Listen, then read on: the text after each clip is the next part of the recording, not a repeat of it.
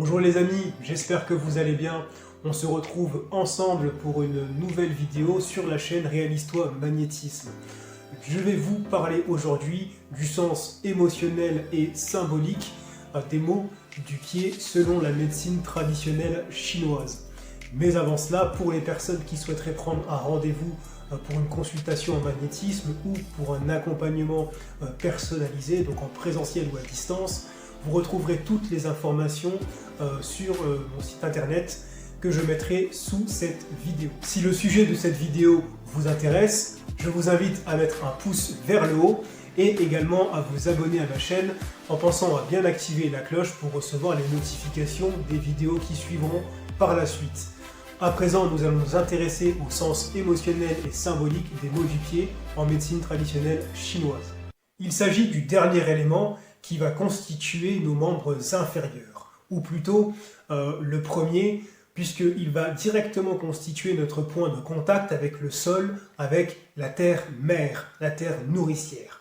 Et donc, à ce titre, il va représenter toujours la sphère relationnelle de l'individu par rapport au monde ou par rapport à lui-même, par rapport à une personne en particulier, mais il va également représenter la dynamique du mouvement. Le pied va nous permettre de pousser soit en direction de l'avant, soit de faire marche arrière dans l'aspect le plus incarné de notre existence. Rappelez-vous, par rapport à l'articulation de la hanche et du bassin, cela représentait plutôt ce qui était d'ordre plutôt désincarné, plutôt immatériel, de la sphère de l'inconscient, du processus de libération. En revanche, plus on descend vers le sol, plus on va concrétiser les choses, plus on va aller dans le conscient, plus on va être dans le tangible. Et le pied représente vraiment l'aspect le plus concret de nos désirs, de nos projections, de qui nous sommes dans l'aspect matériel de l'existence. Il existe un lien important entre les pieds et le reste du corps de l'être humain, puisqu'on voit très bien, par exemple en réflexologie plantaire, qu'en fonction des zones stimulées, sous la voûte plantaire par exemple, on va pouvoir travailler une zone qui est, on va dire, lésée. Et la répartition des organes au niveau de la plante du pied va se faire en suivant des lignes précises au niveau du corps qui va reprendre tout le découpage du corps humain. Le pied va également être un symbole de liberté. Si je prends l'exemple des esclaves, ils étaient souvent enchaînés au niveau des chevilles, et cela dans le but d'entraver leur possibilité de déplacement. De la même manière, si je prends dans différentes cultures du monde, si je prends la Chine par exemple, pendant une époque, il était de coutume d'écraser les chevilles et les pieds des petites filles destinées à la prostitution pour limiter leurs mouvements.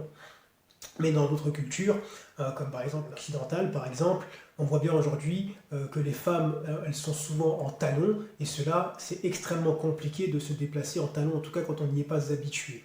Et donc cela permet d'avoir un pouvoir, d'exercer un pouvoir, un contrôle sur la personne qui est censée avoir des mouvements plus limités, plus restreints. Le pied symbolise l'ensemble de nos comportements, de nos avis, de nos idéaux, mais également nos prises de position assumées.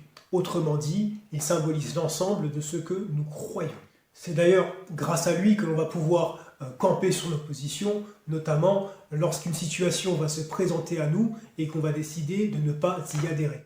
À présent, concernant les mots du pied, ils peuvent nous indiquer qu'un individu va être perturbé, notamment par rapport à sa prise de position. Alors, soit par rapport au monde en règle générale, des individus, un groupe d'individus, soit à l'égard de lui-même et de ses propres positions, de ses propres avis.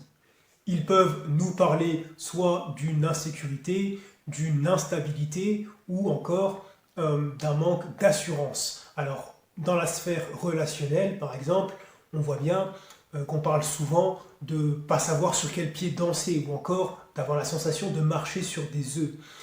Cela fait le lien notamment avec l'articulation de la cheville qui implique un choix à faire entre deux situations. Et donc la cheville va venir apporter de la souplesse dans la prise de décision en vue d'une prise de position. Et la question suivante va être de savoir si on est certain de notre positionnement, et en ce sens, cela va renvoyer à la confiance en soi de l'individu. Il est donc important de prendre conscience de l'importance de nos pieds, puisque c'est d'abord eux qui vont venir nous mettre en relation avec la Terre, c'est eux qui vont nous apporter notre autonomie, notre liberté et donc notre pouvoir de décider.